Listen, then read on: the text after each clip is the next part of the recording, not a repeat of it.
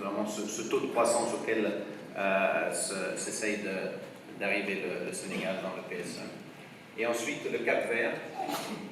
Le Cap Vert, on le voit dans les années 80, un taux de croissance qui n'était pas particulièrement élevé, mais après, dans les 20 années de 90 à 2008, vraiment un taux de croissance moyenne de 7%.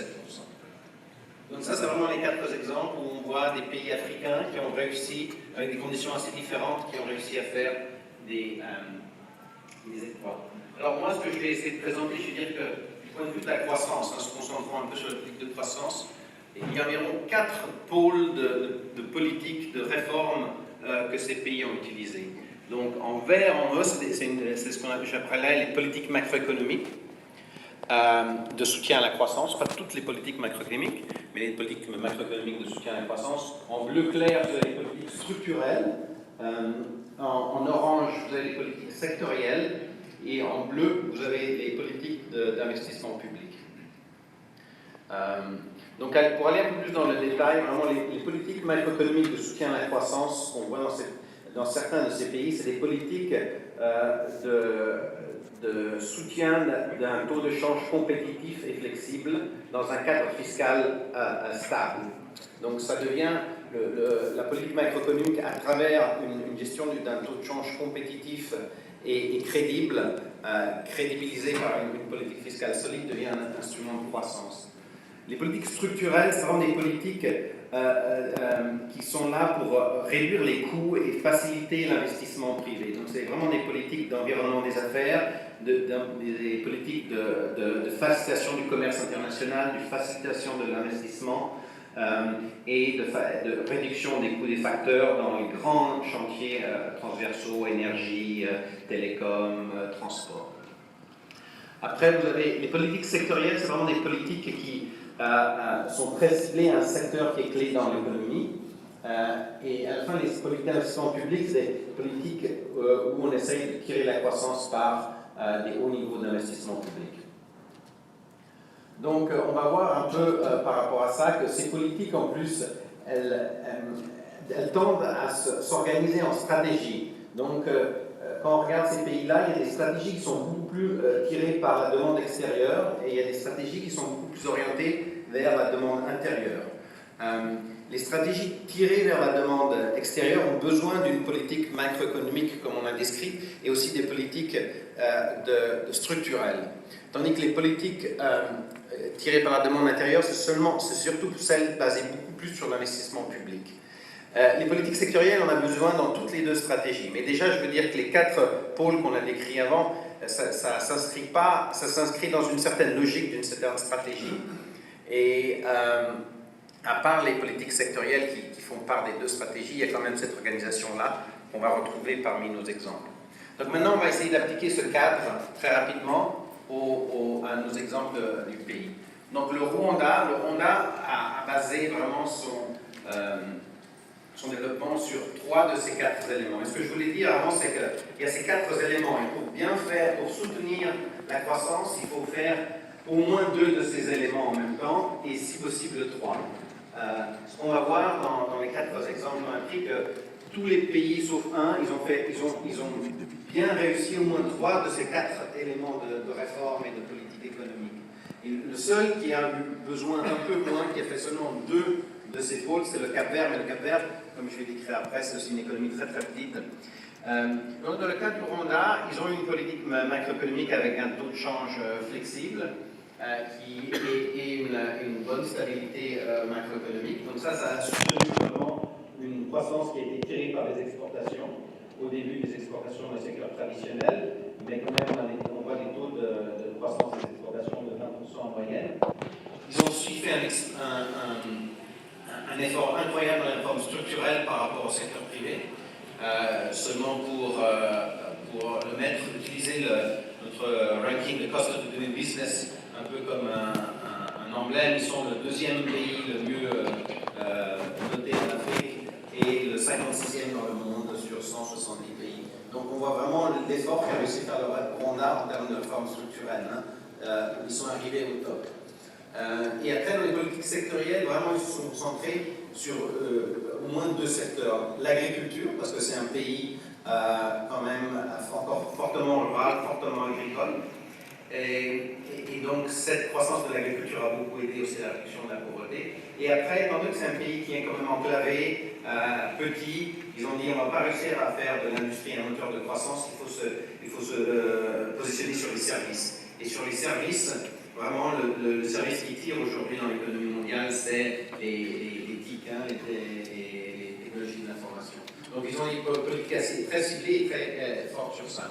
En termes d'investissement public, bien qu'ils ont essayé de bien faire, ils n'ont pas eu des niveaux qui vraiment, où vraiment le niveau d'investissement public a vraiment tiré la croissance. Donc ils ont pris vraiment une approche plutôt basée sur la compétitivité du secteur privé, l'attraction du secteur privé et un ou deux secteurs clés.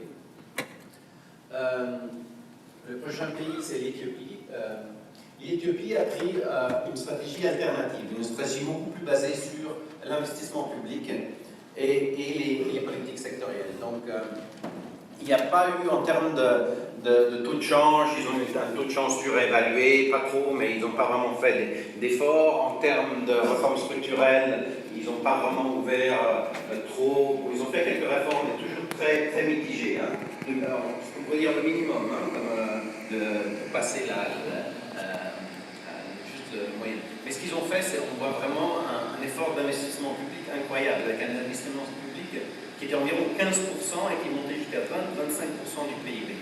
Et donc, c'est vraiment une croissance tirée par l'investissement public, soit de l'État, soit des entreprises publiques. Et surtout en infrastructure et dans le monde rural. Et après, ils ont une politique sectorielle vraiment très forte, surtout en agriculture, où ils ont mis le paquet. Donc, on voit là une approche un peu alternative. Est-ce que c'est soutenable à très long terme? Peut-être que non. Peut-être qu'ils vont devoir activer les autres pôles de croissance, les autres pôles de politique dans le futur.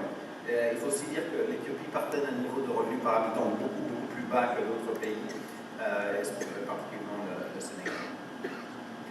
Et le prochain, c'est l'île Maurice. L'île Maurice, de nouveau, a activé 3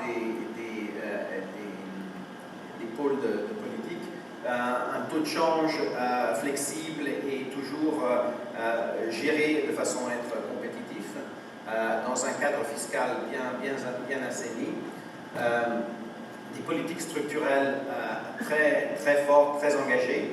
Au début, parce qu'ils savaient qu'améliorer l'environnement des affaires prenait beaucoup de temps, ils ont créé les fameuses zones spéciales économiques et d'exportation. Donc ils ont réussi à avoir très rapidement un bon cadre des affaires dans ces zones, mais après ils ont aussi lancé les réformes générales et aujourd'hui, comme on le sait, l'île Maurice est le pays le mieux noté pour le cost of doing business. Et de nouveau, j'utilise ça pour ne pas dire que c'est la seule politique qu'il faut faire, mais plutôt comme un indicateur assez simple et assez sommaire pour dire l'effort qu'un pays peut faire dans les réformes structurelles. Et c'est bien corrélé avec d'autres aspects, que ce soit le commerce, que ce soit les secteurs d'infrastructure. Et après, c'est quand même aussi un pays qui a donné une attention assez forte à certains secteurs et de façon dynamique. Ils ont chevauché les secteurs qui marchaient, et quand ces secteurs se sont essoufflés, ils ont très rapidement sont passés à d'autres secteurs. Donc au début, l'île Maurice avait un accord spécial avec l'Union européenne sur le sucre. Donc vous voyez, dans le graphique sur la droite, le sucre était vraiment une partie très importante de l'économie et c'est attiré la croissance. Et quand cet accord sur le sucre a dû être aboli, ils sont très rapidement passés sur le textile. Et ça c'était lié aux zones industrielles. Et de nouveau, le textile c'était quand même aussi en partie l'accord multifibre qui était un accord privilégié. Et ça c'est l'orange dans le graphique. Vous voyez, ça diminue. Quand le textile diminue, se lance vraiment sur des secteurs plutôt des services, le tourisme, le bancaire et aussi tout ce qui est services de construction et tout ça. Donc on voit les trois pôles de croissance de l'île Maurice. De nouveau, l'investissement public n'a pas été un gros facteur, c'est pas un pays qui a fait beaucoup d'investissement public, mais de nouveau, comme la croissance était forte, même un investissement public qui n'est pas trop fort en proportion du PIB, ça reste quand même important. Mais ça n'a pas été un des moteurs de la croissance. Donc le dernier, c'est un peu le Cap-Vert. Le Cap-Vert, de nouveau, a utilisé vraiment surtout une politique qui est la politique du tourisme. Mais de nouveau, on parle d'un pays très très petit, de 600 000 habitants, 800 000 habitants, si je ne me trompe pas. Donc vraiment, le boom du tourisme dans 2 îles sur 9 a vraiment permis de tirer l'économie. Il y a aussi eu beaucoup d'investissements publics. Et là, le Cap-Vert, grâce aussi à sa petite taille, a été un des pays au monde qui avait le taux d'aide au développement le plus haut au monde par habitant. Donc, dans les années 90, ils recevaient presque 30% de leur PIB en aide internationale au développement, ce qui leur a permis d'avoir un taux d'investissement vraiment haut, entre 35 et 40%. Depuis 2008, ce modèle-là s'est un peu essoufflé, et aussi vont devoir regarder d'autres éléments, surtout les réformes structurelles, aussi la gestion de la compétitivité, il va falloir regarder ça. Donc ça, c'était vraiment un exposé un peu de quelques success stories. Quels sont les enseignements? Les enseignements, je pense qu'il faut d'abord, dans la stratégie, choisir bien quelle est son option stratégique. Est-ce qu'on peut se baser surtout sur la demande extérieure, se mettre au train de la globalisation, ou on veut plutôt faire le plein sur la demande intérieure à travers l'investissement. Et c'est un peu de stratégie alternative, c'est pas complètement alternative, mais c'est bien de l'avoir clair. Et après, je pense dans tous les cas, il faut bien sélectionner 1 ou 2 secteurs qui sont vraiment porteurs pour l'économie nationale. La deuxième chose, c'est une fois qu'on a bien sélectionné une stratégie et pas essayer de vouloir tout faire, c'est de se donner les moyens de le faire. Donc si on va vers l'investissement public, il ne faut pas faire dans la broderie, quoi. Comme on a vu, l'Éthiopie faisait environ 20 à 25% du PIB d'investissement public. Donc il faut se donner les moyens macroéconomiques, budgétaires, d'aide internationale pour arriver à ces niveaux-là. Sinon, et si je ne me trompe pas, ça rejoint un peu un des papiers qu'on va discuter, où on voit que l'impact d'augmenter l'investissement public au Sénégal, même si on augmente de 3 points de pourcentage, c'est pas très fort. Donc si on veut cette politique d'investissement public, il faut comprendre qu'il faut vraiment mettre les moyens et que c'est un effort énorme et que pas tout le monde n'arrive à se le permettre. Et il faut aussi travailler sur l'efficacité de l'investissement. Et ça, je pense aussi, le papier qu'on va discuter plus tard, le montre très judicieusement. Tandis que si on passe sur une politique plutôt basée sur la demande extérieure, alors là, il faut se donner les moyens, le cadre macroéconomique qui donne une compétitivité de prix et des réformes structurelles dynamiques très très fortes qui font arriver à des niveaux de world class, hein, pas la classe économique, mais fait en super classe affaires pour bien réussir rapidement.